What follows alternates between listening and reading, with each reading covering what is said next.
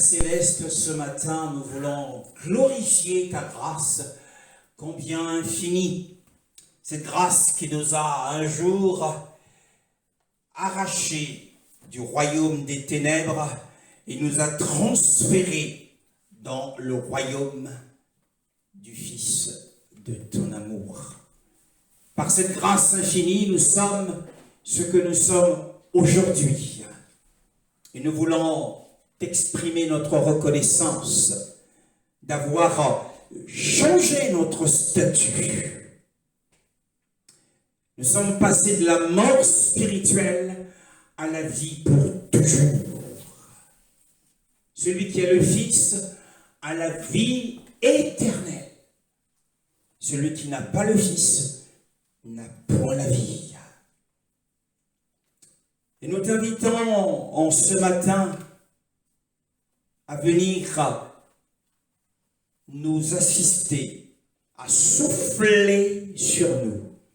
Souffle sur ta parole, afin que celle-ci soit vie, et que cette vie transforme nos cœurs et nous communique ton caractère. Ce matin, nous louons la présence du Saint-Esprit de gloire, le Saint-Esprit de la révélation, le Saint-Esprit de la lumière, au nom de Yeshua. Amen. Que la gloire revienne au Seigneur, et nous ouvrons ce matin une nouvelle page d'enseignement. Et pour cela, nous retournons sur la montagne. Nous retournons sur la montagne où Yeshua, avec force, a pu gravir. Il a gravi une haute montagne, nous dit la parole, et ses disciples avec lui. Et la Bible dit, s'étant assis, il leur enseigna la parole. Dans Matthieu chapitre 5, nous affectionnons particulièrement l'enseignement du Maître, l'enseignement du Sauveur, car nous voulons garder cet enseignement, car il est plus que probable que lors du jugement de l'Église, lors du tribunal du Mashiach, nous serons questionnés au sujet de la mise en pratique de cet enseignement. Avons-nous gardé ou pas l'enseignement de la montagne? Et cette fois-ci, au verset 43, nous lirons portion par portion. Nous ne faisons pas une étude systématique, mais nous faisons une étude suivant que l'Esprit nous guide et nous touche conformément à sa parole. Matthieu chapitre 5, le verset 43 jusqu'au dernier verset, le verset 48. Mais nous n'aurons pas la prétention de couvrir l'ensemble de ces passages, mais selon que l'Esprit nous conduit, nous lirons assurément, ou nous nous arrêterons au verset 44, mais pour une première lecture, eh bien, lisons l'intégralité de ces passages. Matthieu 5, 43 à 48. Amen. Ah.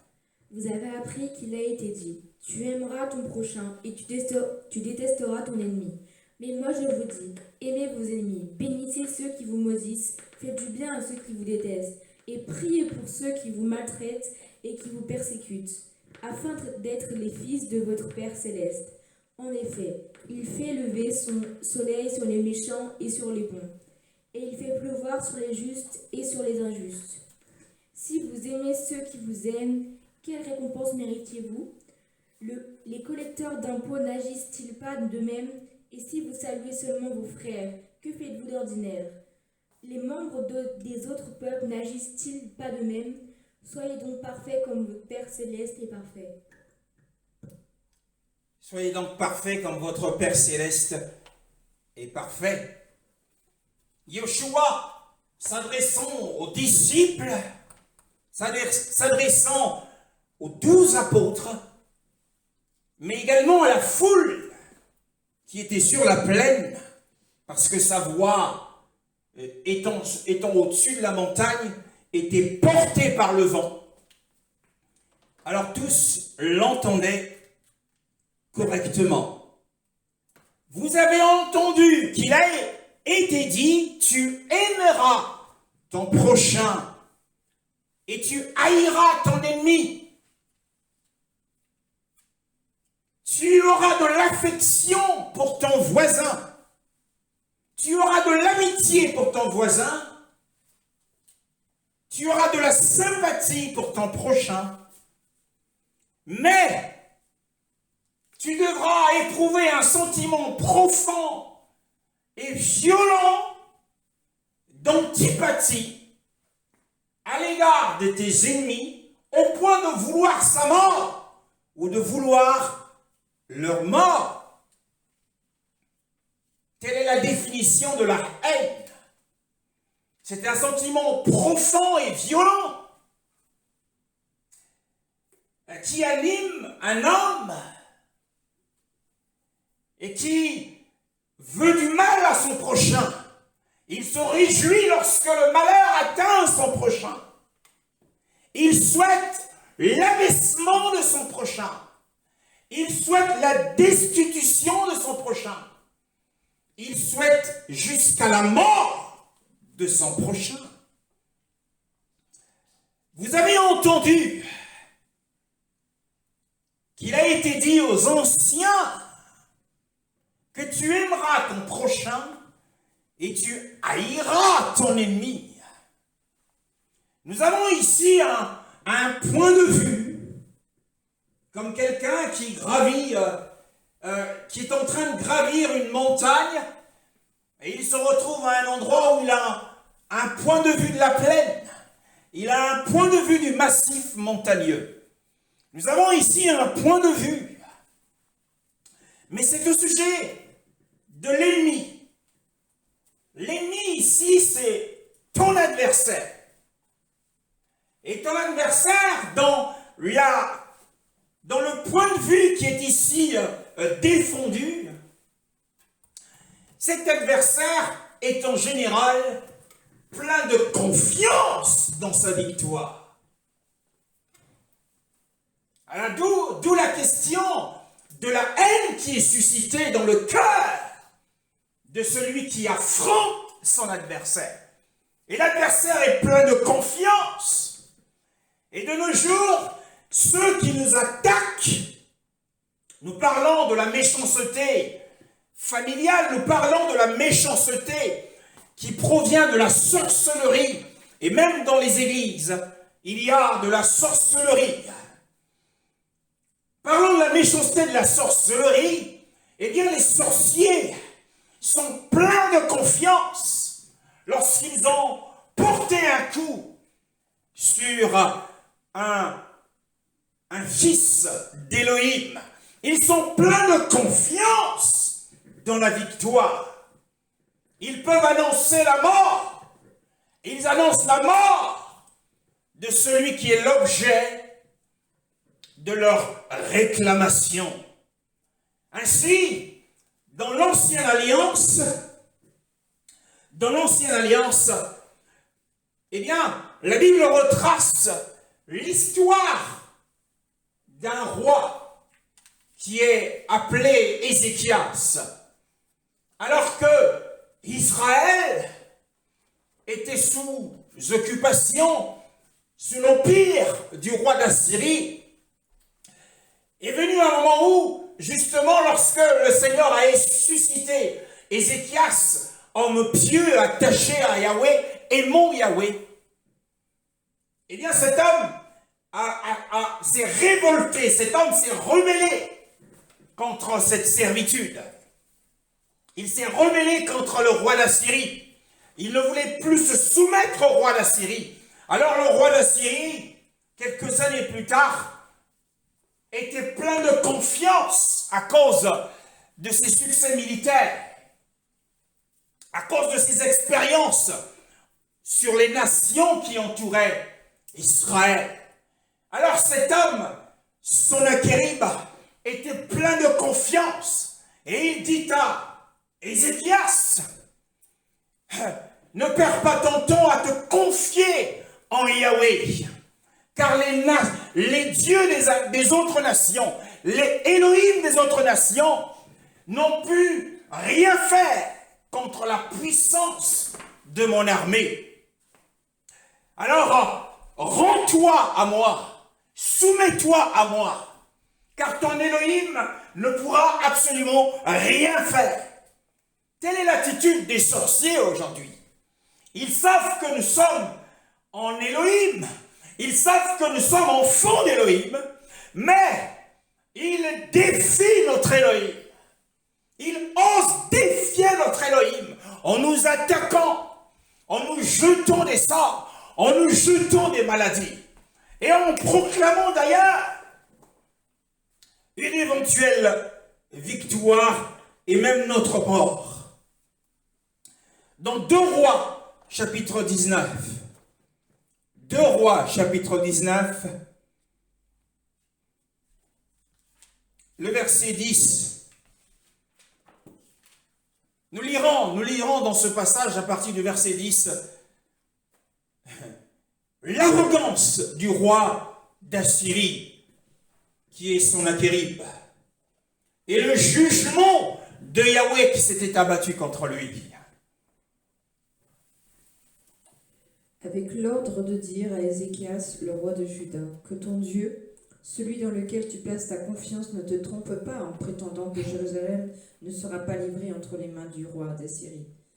Tu as bien appris ce que les rois d'Assyrie ont fait à tous les pays, la manière dont ils les ont voués à la destruction. Et toi, tu seras délivré? Les dieux des nations que mes prédécesseurs ont détruites, les ont-ils délivrés? Considère ce qui est arrivé à Gozan, Charan, Repsef et des Édénites qui se trouvent à Télazar. Où sont les rois d'Amat, Arpad, de la ville de Séphar, Vaïm, d'Ena, d'Iva? Ézéchias prit la lettre de la main des messagers et la lut.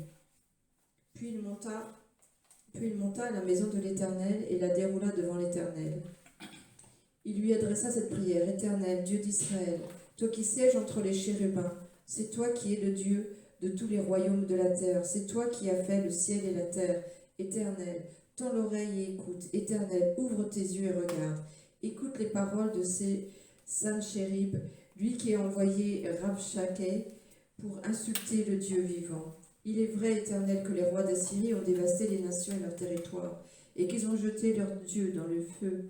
Mais ce n'est pas des dieux, ils avaient été fabriqués par la main des hommes. C'est du bois et de la pierre. Voilà pourquoi ils ont pu les faire disparaître. Maintenant, Éternel, notre Dieu, délivre-nous de Sennachérib, et que tous les royaumes de la terre reconnaissent que c'est toi seul, Éternel, qui es Dieu. Amen. Que tous les rois de la terre reconnaissent que toi seul es Elohim.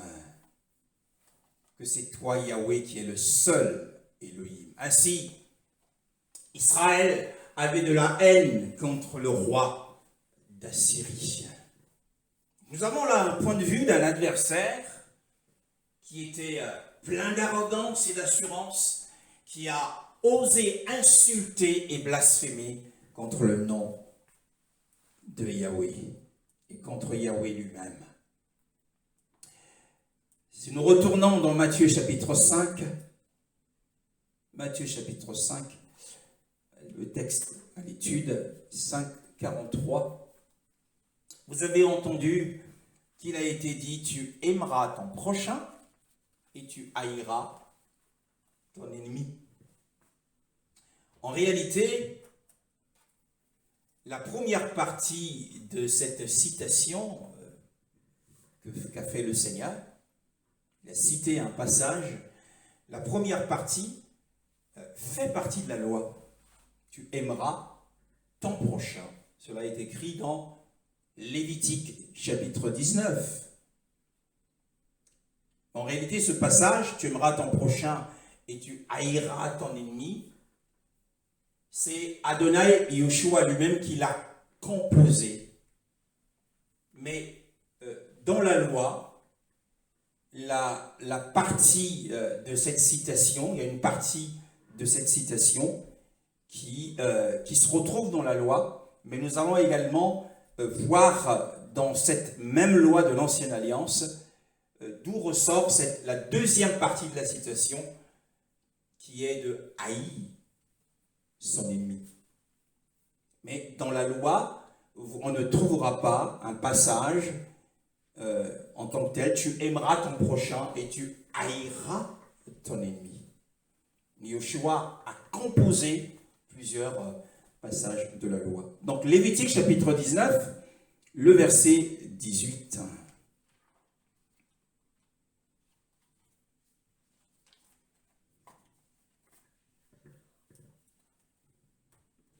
Tu ne te vengeras pas et tu ne garderas pas de rancune contre les membres de ton peuple. Tu aimeras ton prochain comme toi-même.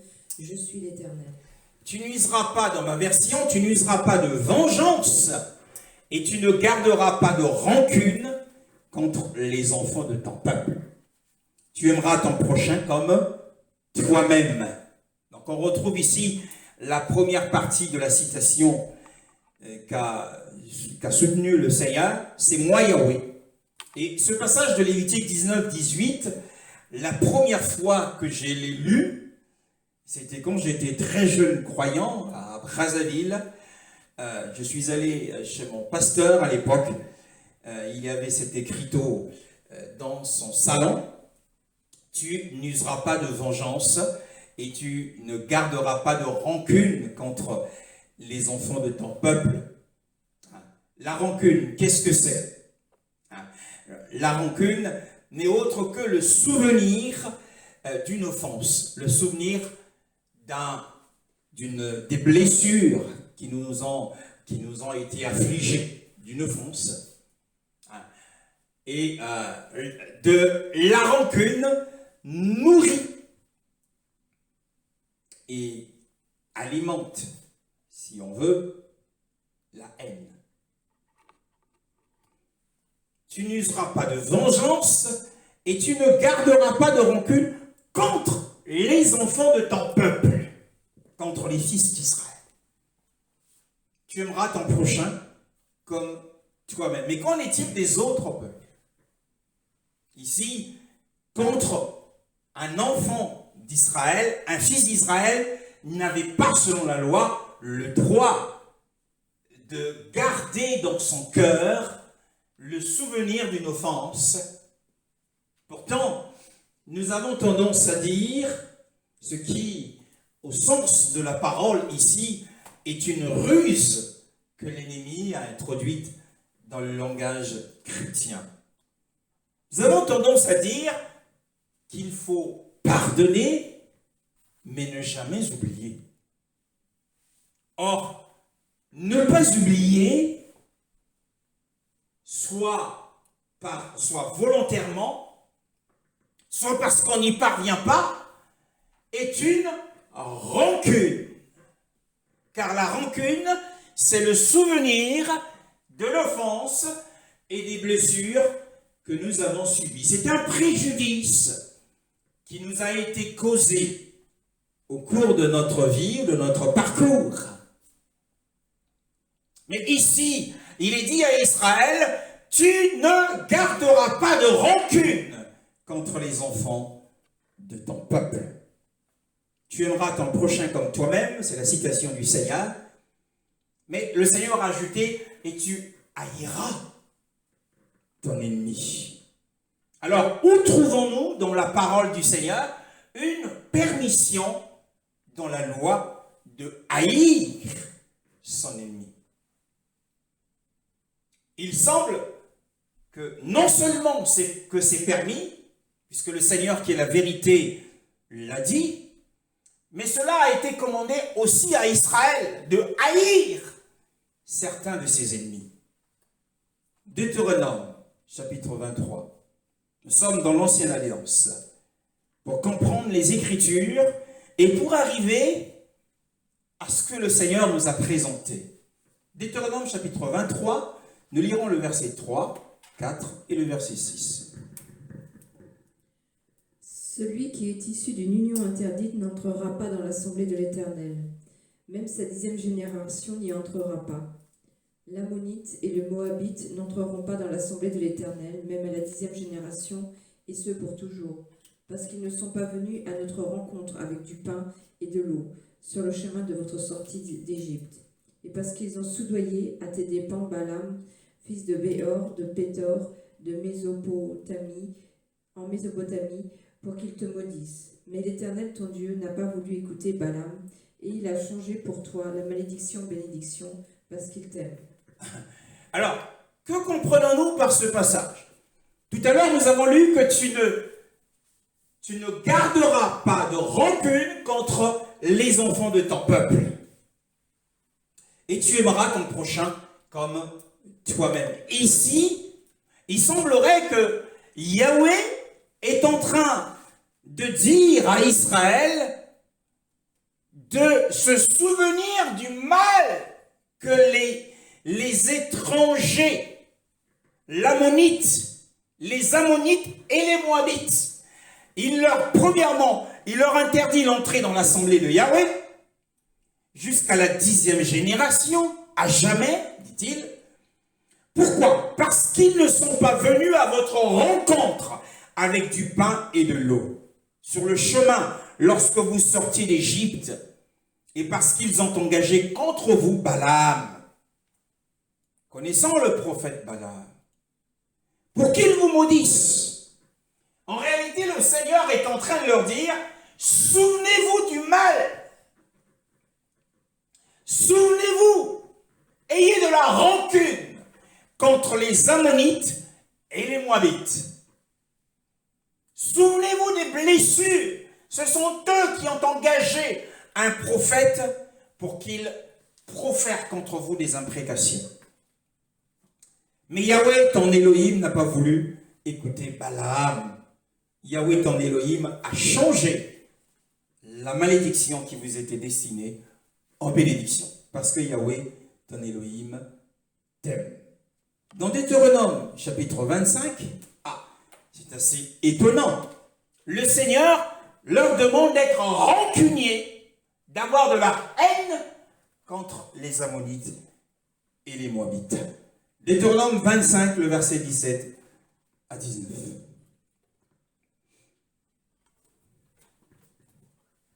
Deutéronome, chapitre 25, le verset 17 à 19.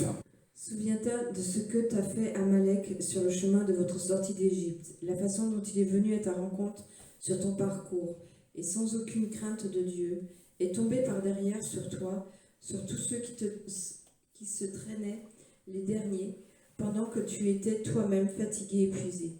Lorsque l'Éternel, ton Dieu, t'aura délivré de tous les ennemis qui t'entourent, et t'accordera du repos dans le pays qu'il te donne en héritage et en propriété, tu effaceras le souvenir d'Amalek de dessous le siècle. Ne l'oublie pas. Le Seigneur dit à Moshe, ne l'oublie pas, souviens-toi des blessures que Amalek vous a infligées. Alors tu l'auras en haine. Parce que ce qu'il a fait est inadmissible. Quand vous étiez épuisé, vous étiez fatigué, il est venu par derrière et par surprise, il vous a attaqué. C'est un méchant, tu dois le haïr. Ne l'oublie pas. Et tu effaceras la mémoire d'Amalek de dessous les cieux.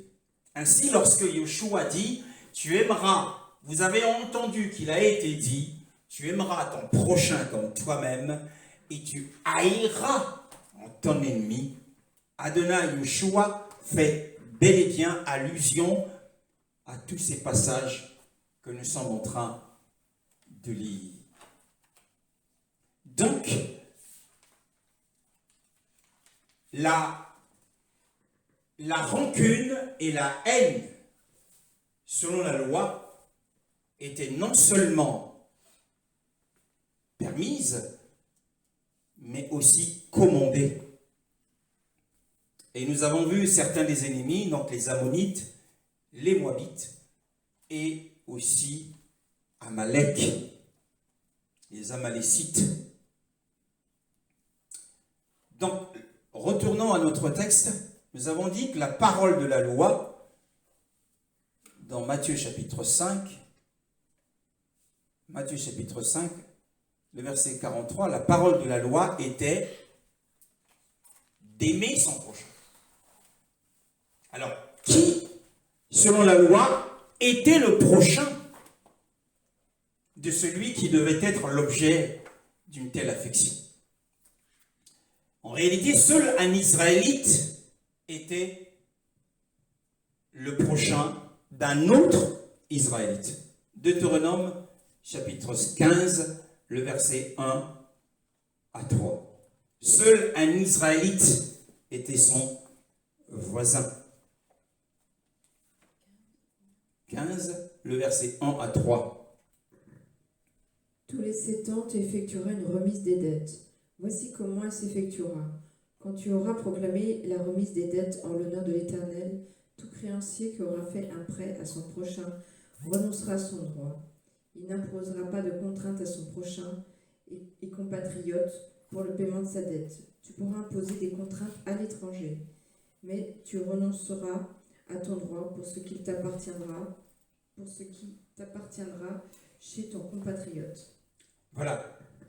Donc ici, le prochain d'un Israélite, c'était son compatriote. Quant à l'étranger, malgré les 7 années et la proclamation de ce jubilé ou de cette relâche, il devait continuer pour l'étranger à lui faire pression. Dans ma version, il est dit, voici la parole de cette remise, tout possesseur d'une créance relâchera sa main du prêt qu'il a fait à son prochain, il ne pressera pas son prochain. Donc, pas de pression, ou son frère, quand on aura proclamé la remise pour Yahweh. Donc, au bout de 7 ans. Tu presseras l'étranger qui vit chez toi, qui vit dans ton pays. Mais ce qui est entre toi et ton frère, ta main le relâchera. Ça, c'est ce que la loi prévoyait. Donc, pour aimer son prochain comme soi-même, le prochain de l'Israélite, c'était son voisin, c'était son compatriote. Alors, Yoshua arrive et il propose à ce docteur de la loi, dans Luc chapitre 10, la parabole du Samaritain. Ce qui était d'ailleurs aux oreilles des disciples, j'imagine qu'ils étaient choqués. Parce que la loi prévoyait que ce soit seulement son compatriote qui soit son voisin, mais la parabole du Samaritain montre que Yoshua est allé au-delà de la loi. Donc, d'autres nations étaient des nations étrangères, et contre elles, les fils d'Israël pouvaient avoir des motifs de plainte et être en guerre. Et lorsqu'ils étaient en guerre contre ces nations, ils pouvaient se souvenir, selon la loi, des blessures. Lorsqu'ils étaient en guerre contre les Moabites, ils se souvenaient des blessures que les Moabites ont infligées à Israël dans le désert. Alors, à ce moment-là, ils avaient le droit, puisque le souvenir d'une blessure, nous avons dit, alimente la haine. Ce sentiment profond et violent que l'on peut éprouver jusqu'à vouloir la mort et se réjouir lorsque le malheur atteint un être humain. Donc, alors Israël pouvait agresser, il pouvait faire la guerre à son agresseur et se venger. Donc tout cela faisait partie de la bénédiction de la loi. Que Elohim détruise les ennemis d'Israël devant leur face. Exode chapitre 23. Exode chapitre 23. c'est important d'avoir cette lumière pour comprendre quelle est notre position aujourd'hui. Exode chapitre 23, le verset 22. Mais si tu l'écoutes et si tu fais tout ce que je te dirai, je serai l'ennemi de tes ennemis et l'adversaire de tes adversaires. Voilà. Mais si tu écoutes sa voix, et si tu fais tout ce que je te dirai, je serai l'ennemi de tes ennemis, et j'affligerai ceux qui t'affligeront. Lévitique, chapitre 26, c'est assez étonnant, puisque ces différents passages, Lévitique 26, le verset 7 à 8, dans beaucoup d'églises, que ce soit en Afrique, que ce soit ici, dans les églises qui ont reçu les enseignements venant du Nigeria, et même en France, même en Europe, beaucoup utilisent encore ces passages pour s'attaquer aux hommes qui leur ont fait du mal, et qui prient pour la mort de tel sorcier. On est tous passés par là, mais ce sont des erreurs, ce sont des mélanges. Ces prières ne peuvent pas être exaucées par le Seigneur. Et on n'atteigne pas le Seigneur, puisqu'il y a une administration dans le ciel qui gère les prières des saints. Lévitique 26, le verset 7 à 8. Amen. Vous poursuivrez vos ennemis et ils tomberont devant vous par l'épée. Ainsi 5 parmi vous en poursuivront 100, et 100 parmi vous en poursuivront 10 000. Et vos ennemis tomberont devant vous par l'épée. Alors, donc, à ce jour, ça c'est ce que prévoyait la loi. Cela faisait partie des bénédictions, cela faisait partie des commandements. Ils devaient poursuivre leurs ennemis, et c'est lorsqu'ils étaient obéissants, et ses ennemis tombaient devant eux. Entre vous, en poursuivront 100, 100 en poursuivront 10 000, et vos ennemis tomberont devant vous par l'épée. Deutéronome 28, le verset 7. Deutéronome 28, le verset 7.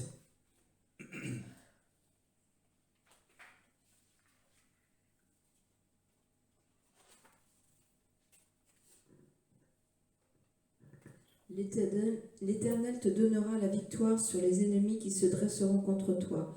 Ils sortiront contre toi par un seul chemin, et c'est par ce chemin qu'ils fuiront devant toi. Voilà. Deutéronome, c'est un passage qui est assez populaire. Ils s'enfuiront en face de toi par sept chemins. Et lorsque nous prions, nous voulons nous attaquer s'en prendre à nos sorciers, enfin, ceux qui sont dans la sorcellerie contre nous, nous utilisons ce passage. Et dans les églises, ils utilisent ces passages. Cela n'a aucun sens aujourd'hui. Donc, lorsque les fils d'Israël allaient à la guerre, ce qui est d'ailleurs assez étonnant dans cette perspective de haïr ses ennemis, dans Deutéronome chapitre 20, nous voyons Deutéronome chapitre 20, du premier verset au verset 4, nous voyons ce qui se passe.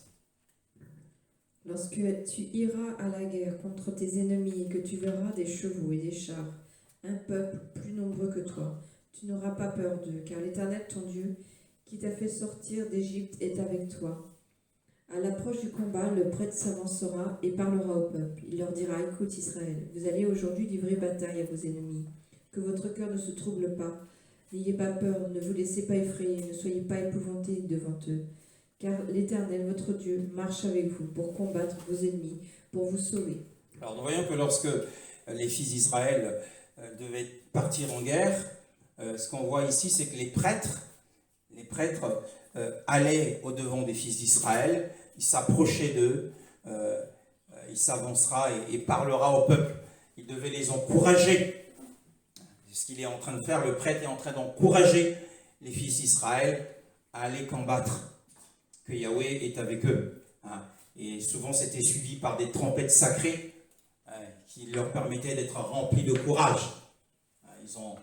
Ils ont utilisé les trompettes, ils ont sonné des trompettes, ils les ont claironnés, notamment lors de la prise de Jéricho.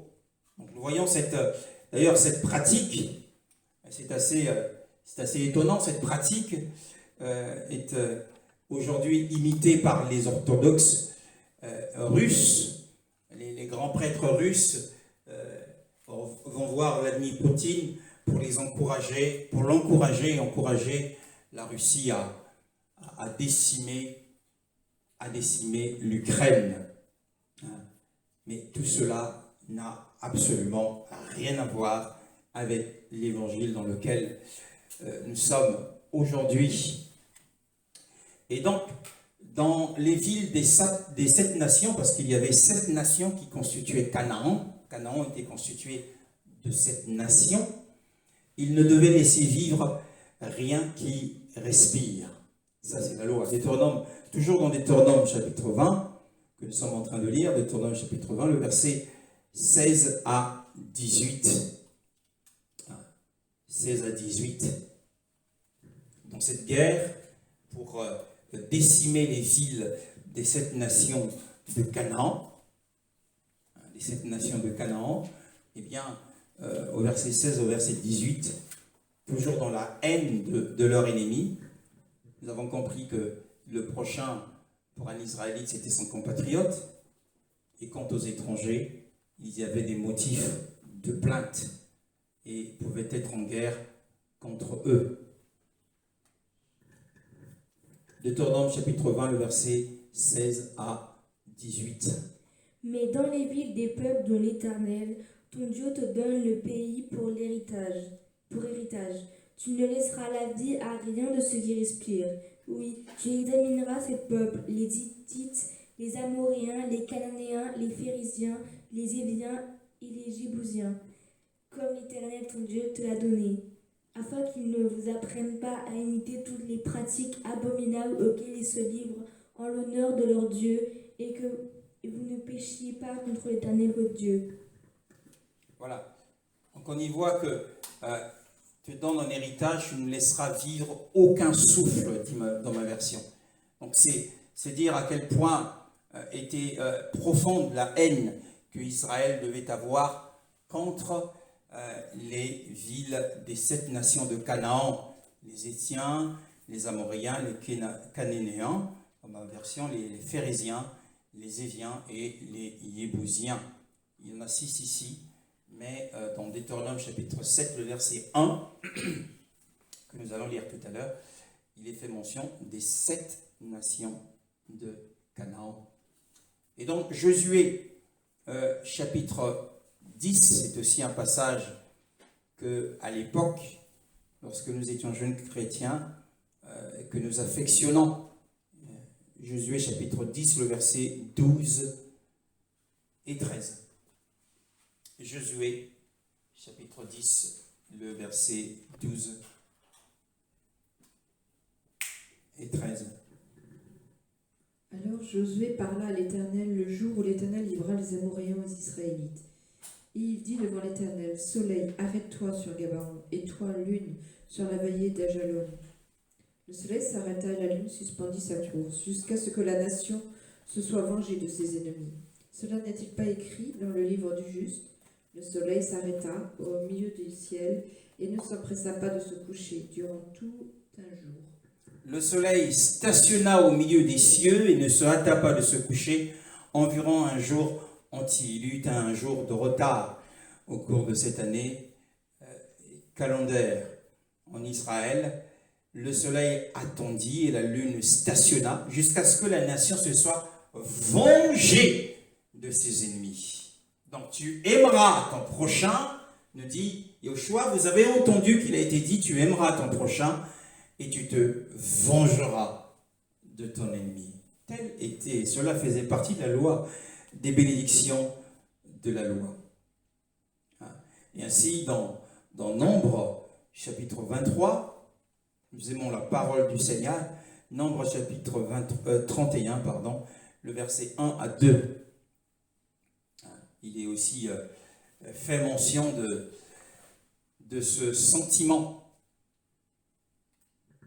L'Éternel dit à Moïse, venge les Israélites des Madianites, Ensuite tu iras rejoindre les tiens.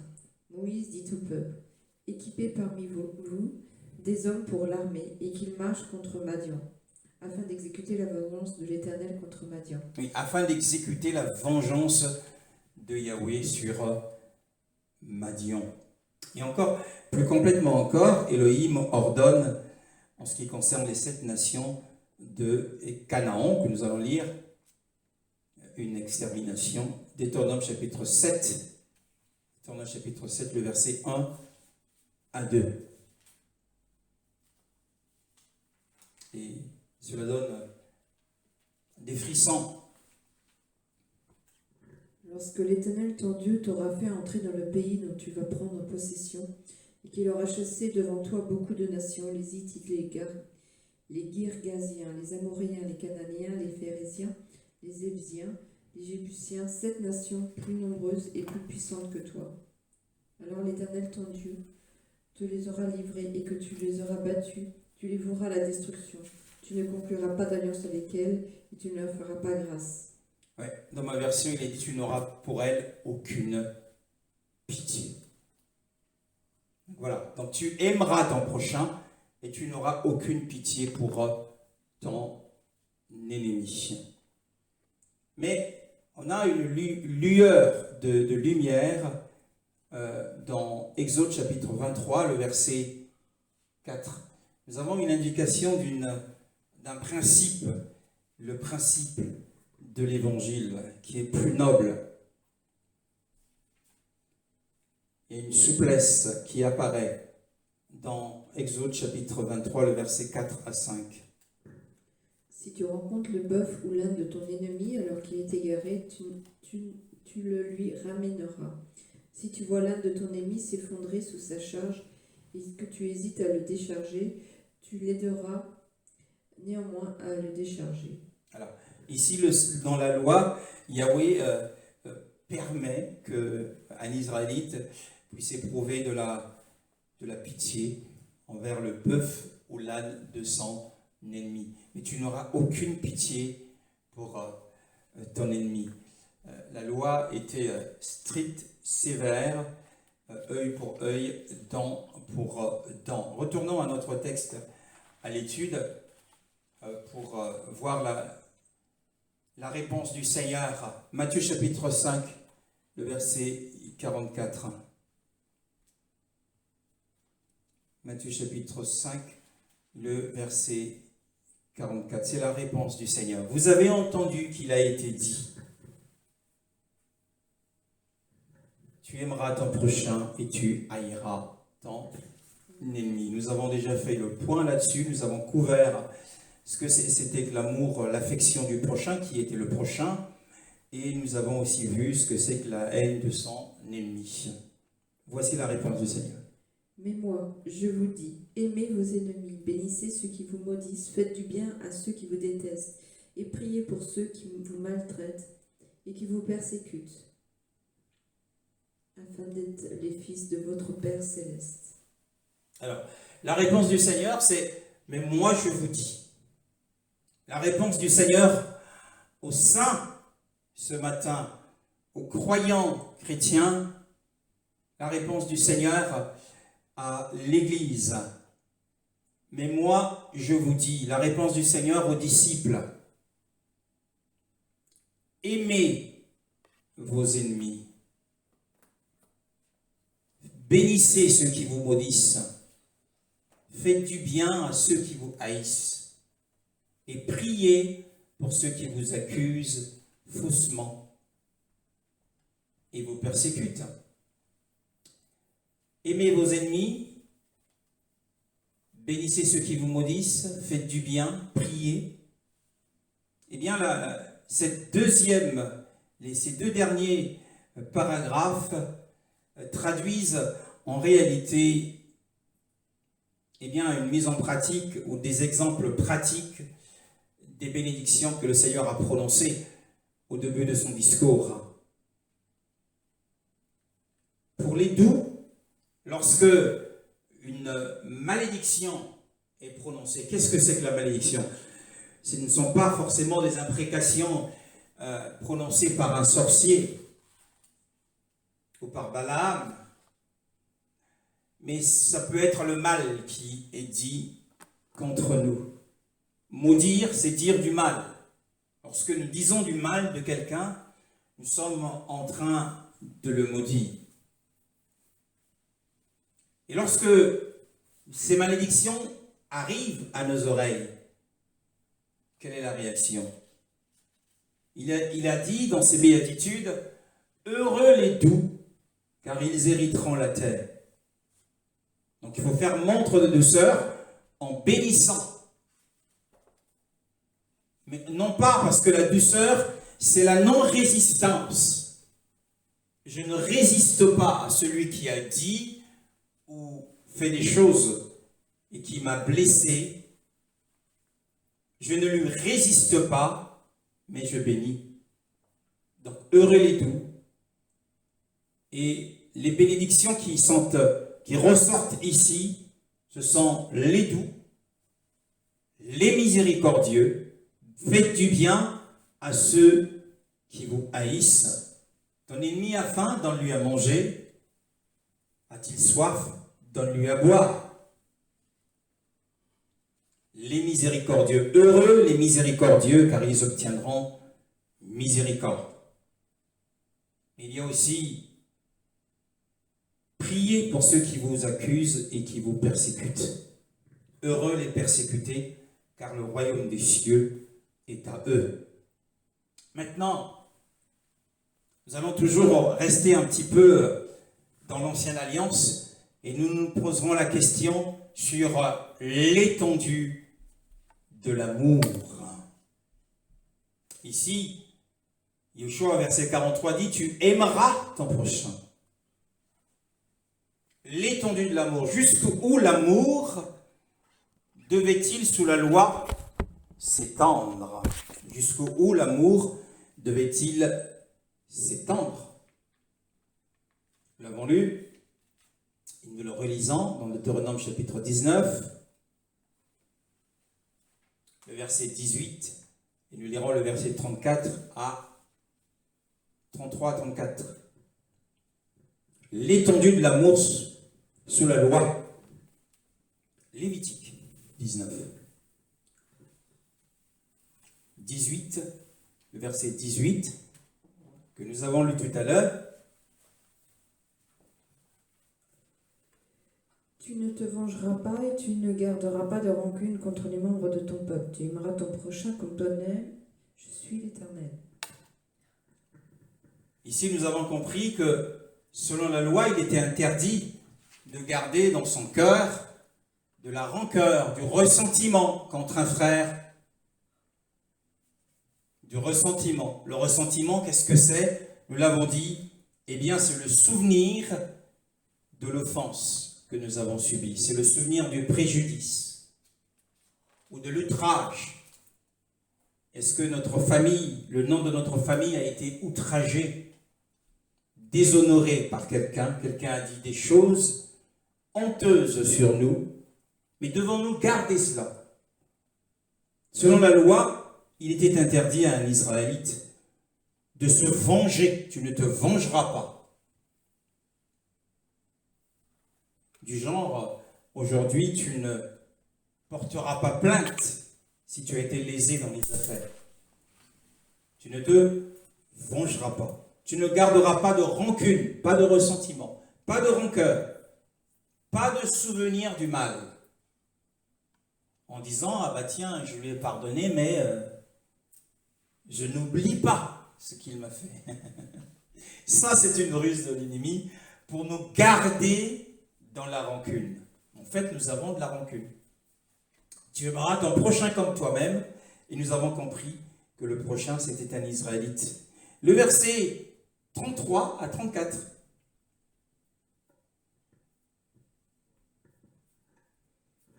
Si un étranger vient séjourner avec vous dans votre pays, vous ne le maltraiterez pas. Vous traiterez l'étranger en séjour parmi vous comme un Israélite, comme l'un de vous. Vous l'aimerez comme vous-même, car vous avez été étranger en Égypte. Je suis l'Éternel, votre Dieu. Voilà, l'étendue de l'amour sous la loi. Jusqu'où l'amour devait-il s'étendre sous la loi? on dirait au départ au prochain, mais aussi à l'étranger qui vit dans ton pays. Tu dois aimer. Ça, c'est la grande mesure d'amour requise, commandée par la loi. Tu devais aimer ton prochain, ton compatriote, mais tu devais aussi aimer l'étranger qui vit chez toi, dans ton pays. Mais qu'en est-il aujourd'hui? Si on s'arrête au niveau de la mesure, la grande mesure de l'amour selon la loi. Qu'en est-il aujourd'hui? Un Congolais qui vit au Congo a des motifs de plainte contre le Chinois qui est arrivé il y a quelques années et qui occupe différents secteurs de l'économie de son pays. On les retrouve dans la pêche, on les retrouve dans les travaux publics et bientôt dans l'agriculture. Et les Congolais se plaignent de la présence des Chinois parce qu'ils ne respectent pas la réglementation. Et des étrangers dans ce pays au Congo. Il y a des Ouest-Africains qui viennent, qui sont venus depuis des décennies et qui occupent le secteur du commerce, la quincaillerie, la maroquinerie. Donc, ils sont dans l'alimentation, dans le textile. Il n'y a que eux. Et les Congolais ont des motifs de plainte contre ces étrangers qui sont venus et ont pris leur travail. Mais la Bible nous dit d'aimer l'étranger qui vit chez toi. Telle était l'étendue de l'amour. Mais qu'en est-il du français? Eh bien, le français éprouve de la haine contre l'étranger qui vit dans son pays. Et ce sentiment a atteint même le milieu chrétien. Ils ont de la haine contre l'étranger, alors que la loi de Moshe, rien que la loi de Moshe, nous dit que tu dois, la grande mesure de la loi, tu dois aimer l'étranger qui vit chez toi. Il éprouve de la haine contre l'étranger. Mais nous voyons que même dans les églises, certaines églises, il y a des églises où il y a des Français de souche, et il y a des églises où il n'y a que des Africains. Et le mélange est très très rare. Le mélange est très très rare. Une Française qui va fréquenter une église des Africains va se sentir comme si elle était seulement.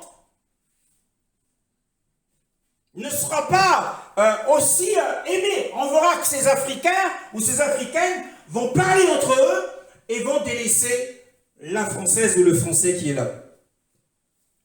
Ainsi, un Africain, lorsqu'il va dans une église où il n'y a que des Français de souche, c'est le même état et la même attitude.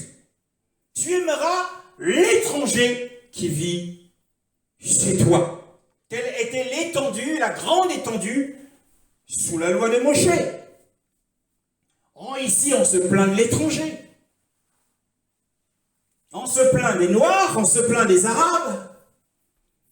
Et tout dernièrement, dans l'affaire de Naël, le policier français qui a tué ce jeune arabe, alors une cagnotte a été ouverte en ligne, 2 cagnottes, la cagnotte pour le soutien de la famille, de la mère de ce fils qui était décédé, et la cagnotte pour soutenir le policier. Et la cagnotte pour soutenir le policier avait dépassé toutes les espérances. On était rendu à plus d'1 million d'euros. Et tandis que la cagnotte pour soutenir la mère de ce jeune homme qui était décédé n'avait atteint à peine les 200 000 euros.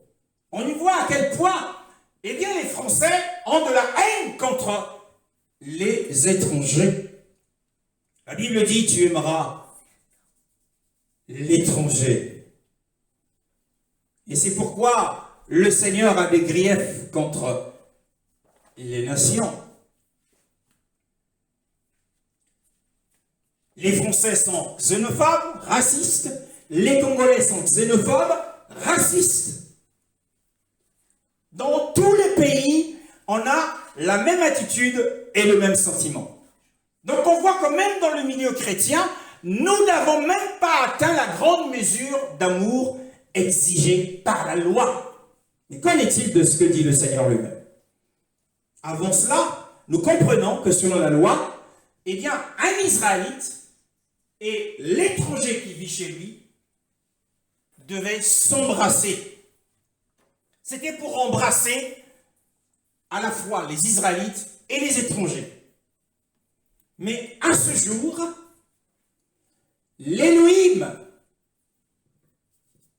notre Élohim n'a plus le titre de l'Élohim d'Israël. Lorsque tu pries, mon frère, lorsque tu pries, ma sœur, ne dis pas Élohim d'Israël ou Dieu d'Israël. N'appelle pas Élohim comme l'Élohim d'Israël. Non, il n'a plus ce titre à ce jour. Non, il n'est plus l'Élohim d'Israël.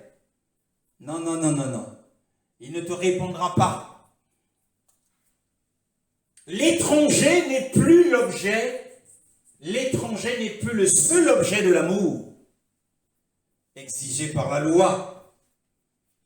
Yoshua arrive et il nous apprend, Matthieu 5, le verset 44, il nous apprend au verset 44 qu'il apprend premièrement aux apôtres qui sont juifs que l'étranger ne doit plus être le seul. L'étranger qui séjourne en Israël ne doit plus être le seul à être l'objet de son amour, à part le prochain. Mais Yoshua nous apprend que même nos ennemis doivent être l'objet de notre amour. Waouh! Aimez vos ennemis, nous dit Yoshua. Bien-aimés, nous comparaîtrons tous devant le Seigneur. Et il nous posera la question, avez-vous aimé vos ennemis comme je vous l'ai enseigné? L'ennemi doit faire l'objet de notre amour. Voilà un comblement, le comble, en effet, des exigences de la loi. Ces paroles nous frappent. Parce que les ennemis, il y en a. Comment dois-je me sentir lorsqu'on me traite injustement? Ma responsable hiérarchique m'a traité, m'a mal parlé. Comment dois-je me sentir lorsque je suis en classe et que j'ai bien répondu, mais l'appréciation de mon professeur est en deçà de l'appréciation qu'il a faite à une autre élève et qui, ma foi, dans sa réponse, cette réponse n'était pas parfaite. Comment dois-je me sentir? Je me suis fait insulter, je suis dans la société, peut-être dans une administration où on attend pour acheter un aliment, je me suis fait insulter par quelqu'un. Je sais que je ne dois pas le frapper, mais puis-je haïr mon ennemi? La réponse du Seigneur, aimez vos ennemis. Le Seigneur ne nous dit pas les ennemis que nous haïssons. Le Seigneur ne demande pas d'aimer les ennemis que nous haïssons, mais celles et ceux qui nous haïssent. Mais comment est-ce possible, mes frères? Comment est-ce possible d'aimer ses ennemis?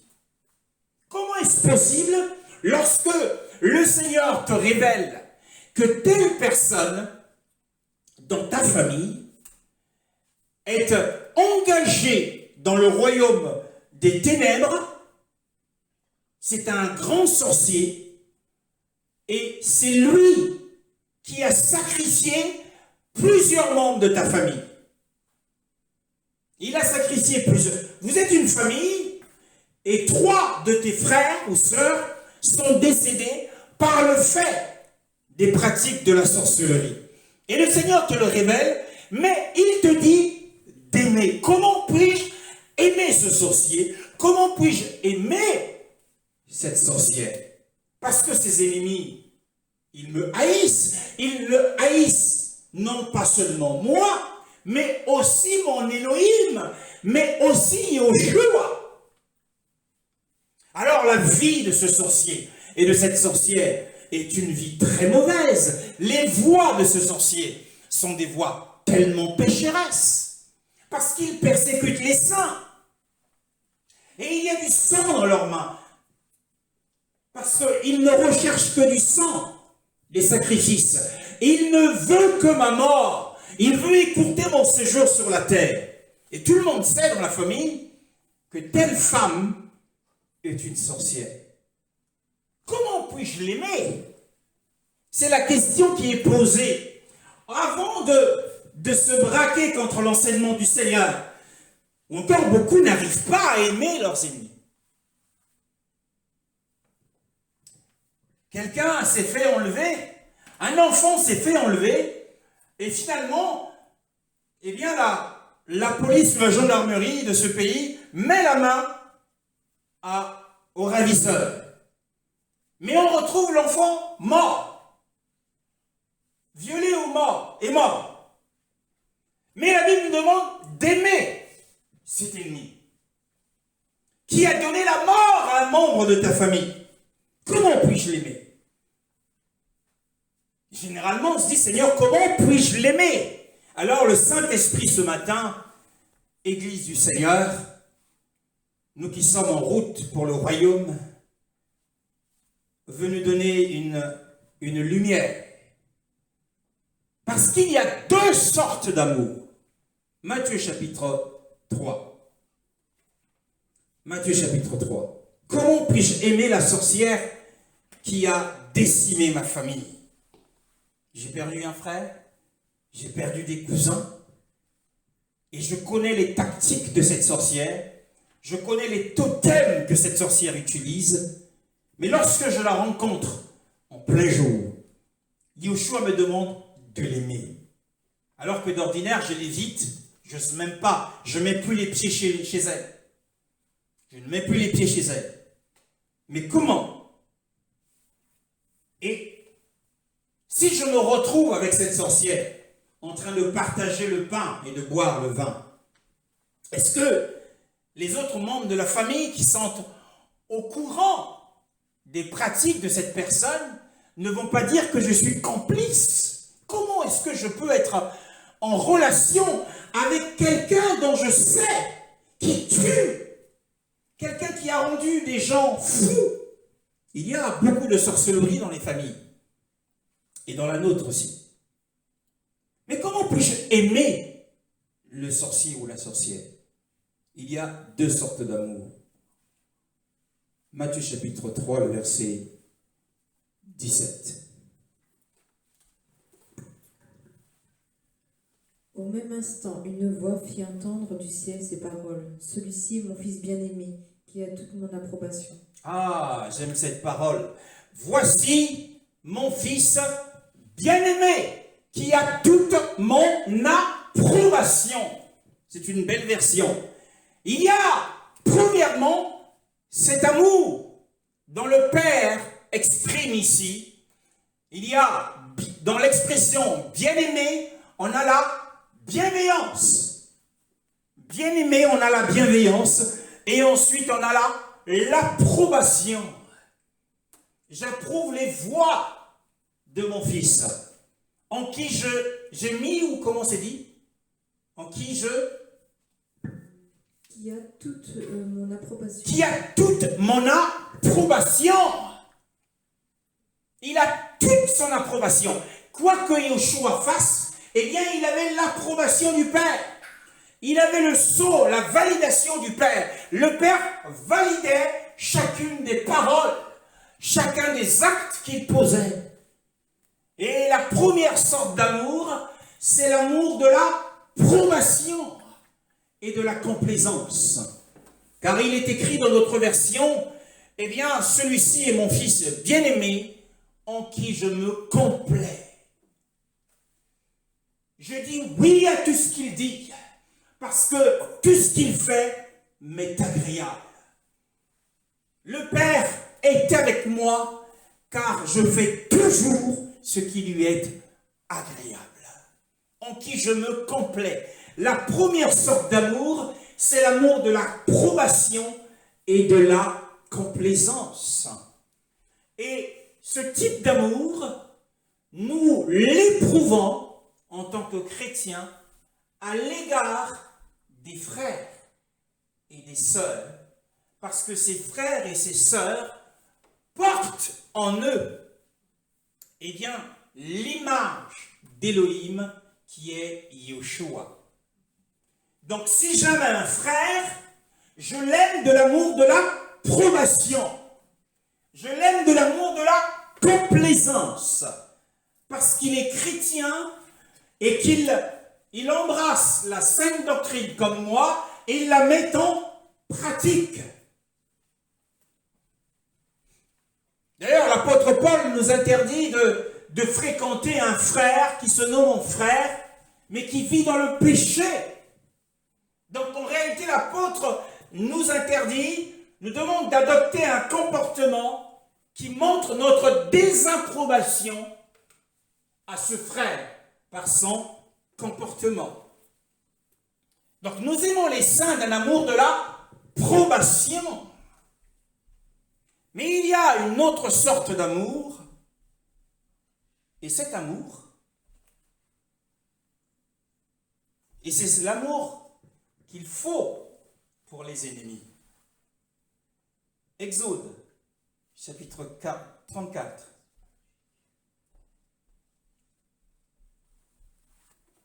Chapitre 34. Lorsque Yahweh se présente, le verset 5 à 6 à 7, le verset 5 à 7, Deutéronome 34, le verset 5 à 7. L'Éternel descendit dans une nuée, se tint là près de lui et proclama le nom d'Éternel. L'Éternel passa devant lui et s'écria: L'Éternel, l'Éternel est un Dieu de grâce et de compassion, lent à la colère, riche en bonté et en vérité. Il garde son amour jusqu'à 1000 générations. Il pardonne la faute, la révolte et le péché. Mais il ne traite pas le coupable en innocent et il punit la faute des pères sur les enfants et les petits-enfants jusqu'à la 3e et la 4e génération. Alors ici, Yahweh, lorsqu'il se présente, il proclame qu'il est Yahweh, Yahweh, le El compatissant et miséricordieux. Lent à la colère, grand en bonté et en fidélité. L'autre sorte d'amour, c'est l'amour de la pitié et de la bienveillance. Mon ennemi, qui a jeté un discrédit sur mon ministère, qui m'a insulté devant le monde, ma responsable hiérarchique qui m'a mal parlé, ses fils et ses filles de Bélial, ses fils du diable. Et l'autre jour, j'étais confronté à une Française sur un parking, et puis, quand j'ai mis en avant son insolence, elle a répondu: tu es un noir. Mais est-ce que, pour moi, je dois haïr une telle personne? Bien au contraire. Ce que je dois éprouver à l'égard de cette fille de Bélial, c'est l'amour de la pitié. Pourquoi? C'est en voyant son état, son triste état. Il faut que nous puissions penser au triste état des païens qui nous persécutent. Quel est leur triste état? Est-ce que à l'école quelqu'un a dit du mal de moi, m'a insulté, a prononcé des choses, des paroles racistes? Eh bien, je ne dois pas regarder à ces paroles, mais je dois regarder à son état spirituel. Son état spirituel, c'est qu'il est un fils ou une fille de Bélial, un fils du diable, et qui est en inimitié contre Élohim. Et je dois regarder à son terrible destin. Quel est le destin du méchant? Quel est le destin de la méchante? Eh bien, c'est que cette personne, en mourant, va se retrouver dans la plus grande poubelle de l'univers, qui est l'enfer, dans l'attente de son jugement. Alors, je dois éprouver de la pitié pour cette personne. L'amour dont Yahushua nous commande ici d'aimer nos ennemis, ce n'est pas l'amour de l'approbation, mais c'est l'amour de la pitié. Ah Seigneur, aie pitié de cette personne. Nous devons prier comme Étienne lorsqu'il subissait la lapidation. Il s'est écrié, Seigneur, ne leur impute pas ce péché. Et Yahushua lui-même, le modèle parfait, à la croix, il s'est écrit en disant, Père, pardonne-leur. C'est l'amour de pitié qu'il avait à l'égard de ses bourreaux, les Romains, les Juifs. Père, pardonne-leur. Alors, le triste état, en pensant au triste état de nos ennemis et à l'inimitié qu'ils ont aujourd'hui parce qu'ils sont séparés d'Élohim, ils sont sans espérance dans le monde, eh bien, doit nous conduire à avoir de la bienveillance. Alors, je peux fréquenter une sorcière qui, pendant la nuit, je sais, m'attaque et veut me tuer. Je peux l'aimer, mais d'un amour de pitié à cause de son état. Et je dois prier pour essayer de l'arracher à la destruction qui l'attend bientôt. Parce que ce sorcier ou cette sorcière est sur le chemin de la destruction. Donc, les sorciers, les méchants, même parmi les chrétiens, il y a beaucoup, dans les milieux chrétiens, il y a beaucoup de problèmes. Parce que les uns se dressent contre les autres, des frères se retrouvent pour dire du mal d'un autre frère, mais quand ils sont en présence de lui, ils l'appellent bien-aimé. Il y a beaucoup d'hypocrisie. Mais lorsque tu apprends cela, est-ce que tu dois te couper les ponts, couper les relations? Non. Et même avec tes frères qui se sont détournés de la vérité, ainsi, tu dois éprouver de la pitié. Tu dois prier, demander à Elohim de transformer leur cœur,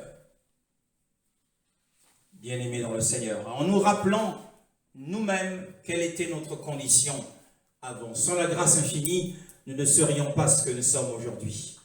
Peut-être que ce sorcier, peut-être que cette sorcière deviendra, ou ce collègue de travail qui nous veut du mal, ce collègue de travail qui dit du mal de nous à notre responsable pour que nous soyons destitués du poste où nous sommes, parce que les ennemis, il y en a partout, il y en a au travail, il y en a dans la famille, il y a dans la société. Rencontrant des ennemis partout qui ne veulent pas de notre bien, mais qui veulent de notre malheur. Mais nous devons prier le Seigneur. Peut-être que ces ennemis, ceux qui nous parlent mal au travail, qui nous manquent de respect, peut-être qu'un jour, ils deviendront les compagnons de route vers la gloire. Ainsi, le Seigneur, à travers ce passage du texte à l'étude, Matthieu chapitre 5, pour terminer, Matthieu chapitre 5, le verset, donc dans la réponse du Seigneur, le verset 44,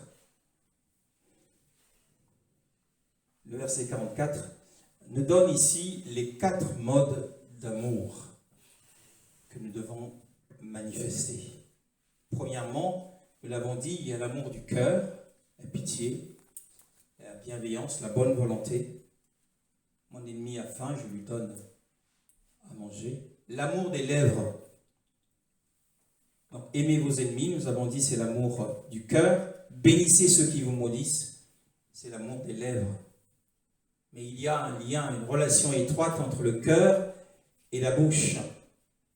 Donc, je ne peux bénir que celui qui me maudit si, premièrement, j'éprouve dans mon cœur de l'amour, de la pitié.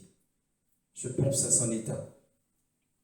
Je pense à son triste état et à son terrible destin, qui est la destruction, qui est le feu de l'enfer. Donc, je le bénis, c'est l'amour des lèvres, par des bons mots. Troisièmement, il y a l'amour de la main. Faites du bien à ceux qui vous haïssent. Mon ennemi a faim, je lui donne à manger, il a soif, je lui donne à boire.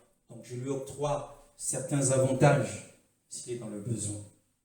Pourtant, je sais que cet ennemi me veut du mal. Je sais que cet ennemi me parle mal.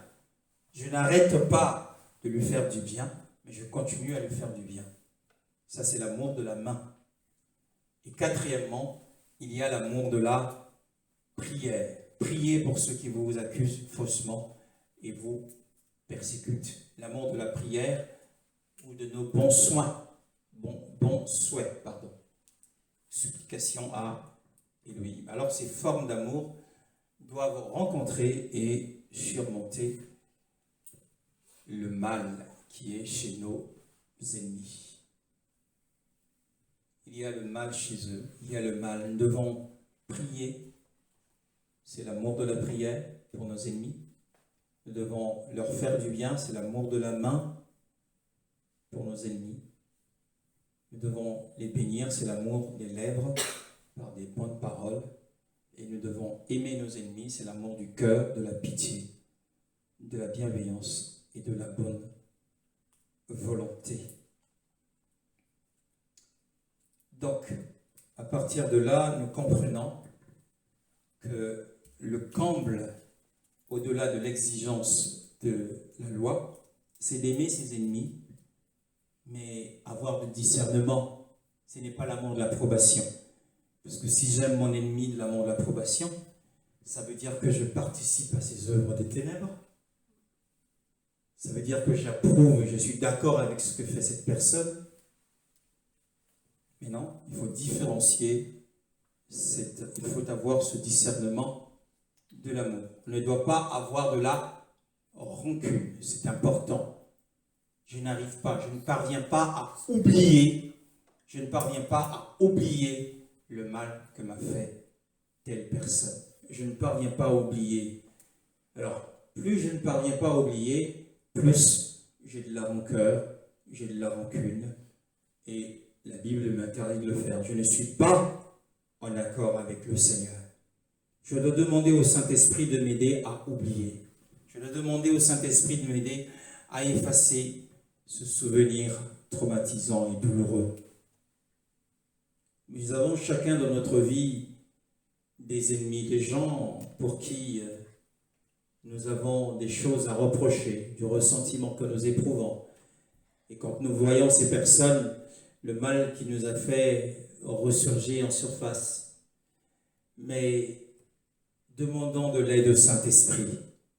Sa grâce est infinie pour nous aider à guérir de ce traumatisme, à guérir de cette rancune, à guérir de ce ressentiment et de cette rancœur. Mais à nous élever en voyant le triste état de cette personne, que si elle meurt aujourd'hui, cette personne va être précipitée dans le trou béant de l'enfer pour être tourmentée jour et nuit.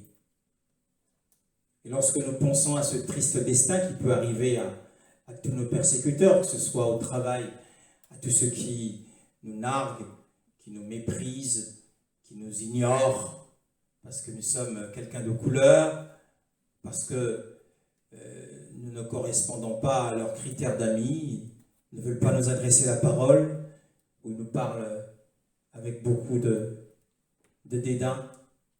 Est-ce que dans la chair, en tant que fils et filles d'Adam, nous avons l'impression que nous voulons répondre dans la chair, on veut répondre, mais dans l'esprit, il faut que nous puissions nous élever dans l'esprit en pensant à leur état. Et comment finiront ces gens? Et nous ne devons pas prier le Seigneur pour qu'il les frappe, il ne le fera pas. Nous sommes au temps de la grâce. Et ne faites plus des prières pour demander la mort du sorcier ou de la sorcière. Un chrétien qui espère la mort d'un sorcier est lui-même un sorcier, parce que c'est de la haine. C'est un sentiment profond et violent qui désire la mort de son prochain. Que le Seigneur nous aide. Maintenant que nous avons discerné ce que c'est que l'amour, il y a deux sortes d'amour. L'amour de l'approbation, qui n'est réservé qu'aux saints, qui n'est réservé qu'aux chrétiens. On ne peut que approuver cet amour aux chrétiens. Un païen ne l'aimons pas d'un amour d'approbation, parce qu'il blasphème contre Elohim, parce qu'il se moque de Yahushua, il se moque de notre religion et du culte que nous rendons, mais nous devons éprouver à leur égard, à tous ces moqueurs, ces hommes orgueilleux et indifférents, qui disent et pensent du mal de nous, qui nous traitent différemment, devons éprouver de la pitié et de la bienveillance.